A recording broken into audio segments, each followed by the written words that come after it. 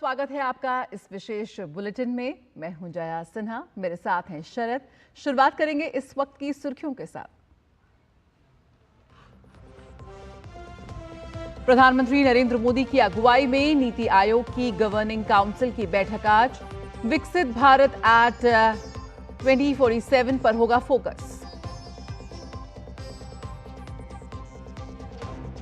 BJP शासित राज्यों के मुख्यमंत्रियों के साथ पीएम मोदी करेंगे बैठक।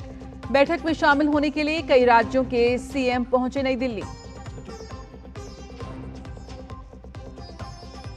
मिसाइल मैन और पूर्व राष्ट्रपति डॉक्टर एपीजे अब्दुल कलाम की 9वीं पुण्यतिथि पर कृतज्ञ राष्ट्र कर रहा है याद। देश भर में श्रद्धांजलि सभाएं आयोजित।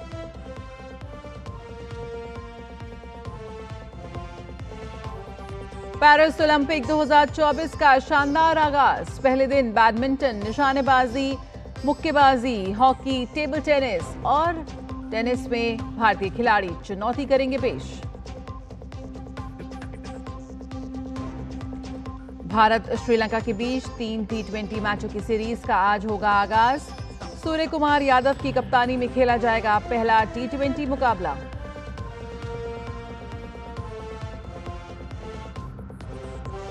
विमेंस एशिया कप के खिताबी मुकाबले में कल भारत और श्रीलंका के बीच होगी भिड़ंत। दूसरे सेमीफाइनल में श्रीलंका ने पाकिस्तान को 3 विकेट से दी शिकस्त।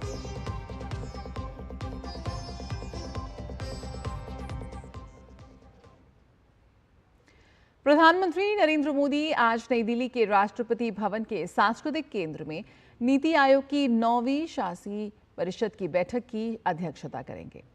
भारत को एक विकसित राष्ट्र बनाने पर ध्यान केंद्रित करने के साथ इस वर्ष की बैठक का विषय है विकसित भारत एट 2047। बैठक में विकसित भारत पर दृष्टि पत्र के प्रस्ताव पत्र पर चर्चा होगी। इस बैठक का उद्देश्य केंद्र और राज्य सरकारों के बीच सहभागी शासन और सहयोग को बढ़ावा देना, सरकारी युक्तियों के वितरण तंत्र को सुदृढ़ बनाने के जरिए ग्रामीण और शहरी दोनों आबादी के लिए जीवन की गुणवत्ता को बढ़ाना है। बैठक में 2047 तक विकसित भारत के लक्ष्य को प्राप्त करने में राज्यों की भूमिका पर भी विस्तृत चर्चा होगी।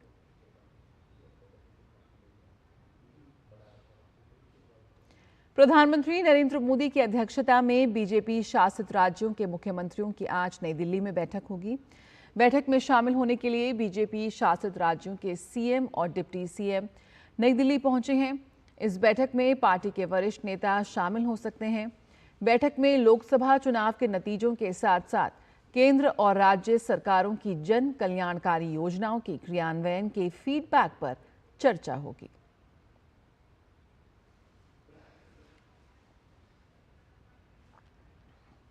भारत के मिसाइल मैन के नाम से मशहूर पूर्व राष्ट्रपति और प्रख्यात वैज्ञानिक डॉक्टर एपीजे अब्दुल कलाम की आज 9वीं पुण्यतिथि है। साल 2017 में आज ही के दिन मेघालय के शिलोंग में डॉक्टर कलाम का निधन हो गया था। डॉक्टर एपीजे अब्दुल कलाम वर्ष 2002 में भारतीय गणतंत्र के 11वें राष्ट्रपति चुने गए थे। एक महान वैज्ञानिक और इंजीनियर के तौर पर उन्होंने देश की प्रगति में उल्लेखनीय योगदान दिया। वैज्ञानिक के तौर पर उन्होंने 4 दशकों तक डीआरडीओ और भारतीय अंतरिक्ष अनुसंधान संगठन को संभाला और भारत के नागरिक अंतरिक्ष कार्यक्रम और सैन्य मिसाइल के विकास के प्रयासों में सफलता दिलाई। एक महान वैज्ञानिक और मानवतावादी जननायक के रूप में उन्होंने राष्ट्र के समक्ष उत्कृष्टता के अनुकरणीय मानदंड स्थापित किए। 1997 में कलाम साहब को भारत का सर्वोच्च नागरिक सम्मान भारत रत्न प्रदान किया गया था। उनकी पुण्यतिथि पर आज पूरा राष्ट्र उन्हें नमन कर रहा है। राष्ट्रपति भवन विभिन्न अवसरों पर राष्ट्रपति और पूर्व राष्ट्रपतियों को भेंट की गई चुनिंदा उपहार वस्तुओं की नीलामी ई उपहार नामक एक ऑनलाइन पोर्टल के माध्यम से करेगा। इस पोर्टल को भारत की राष्ट्रपति द्रौपदी मुर्मू ने 25 जुलाई को अपने राष्ट्रपति पद के 2 वर्ष पूरे होने पर लॉन्च किया। पहले चरण में लगभग 250 बेहतरीन उपहारों की नीलामी की जाएगी। बोली 5 अगस्त से 26 अगस्त तक खुली रहेगी। इच्छुक व्यक्ति उपहार.राष्ट्रीय पतिभवन.gov.in पर अपनी बोलियां लगा सकते हैं। नीलामी से प्राप्त सभी आय जरूरतमंद बच्चों की मदद के लिए दान की जाएगी।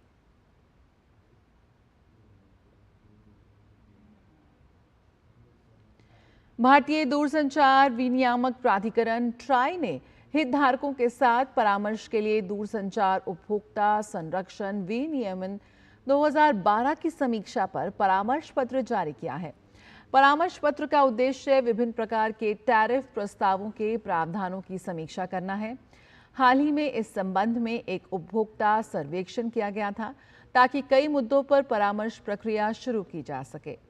इस संबंध में परामर्श पत्र पर हितधारकों से 16 अगस्त तक लिखित टिप्पणियां आमंत्रित की जा रही हैं।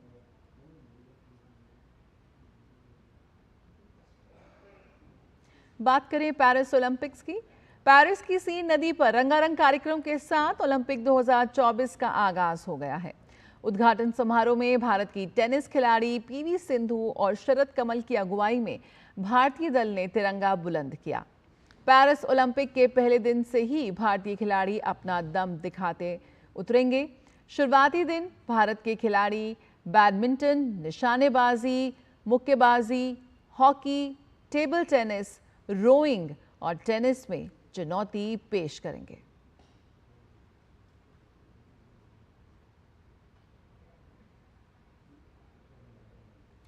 भारत और श्रीलंका के बीच 3 मैचों की T20 सीरीज का पहला मुकाबला आज पल्लेकेले में खेला जाएगा। श्रीलंका दौरे के लिए नए कोच गौतम गंभीर और T20 के नए कप्तान सूर्य कुमार यादव के नेतृत्व में टीम इंडिया की ये पहली T20 सीरीज है। भारतीय टीम श्रीलंका पहुंच गई है। 27 जुलाई से 7 अगस्त तक चलने वाले इस दौरे में टीम इंडिया 3-3 मैचों की T20 और वनडे सीरीज खेलेगी।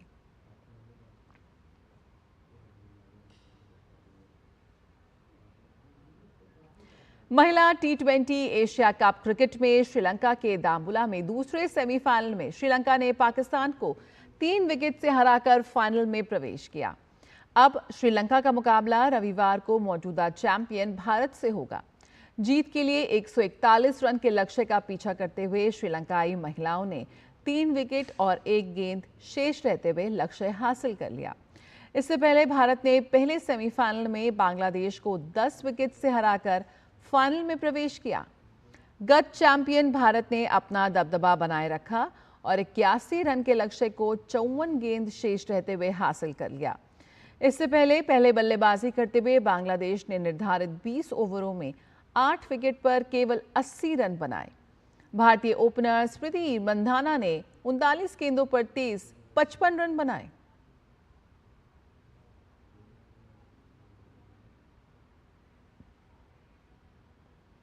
इन विशेष समाचारों में फिलहाल इतना ही। मुझे और शरद को दीजिए इजाजत।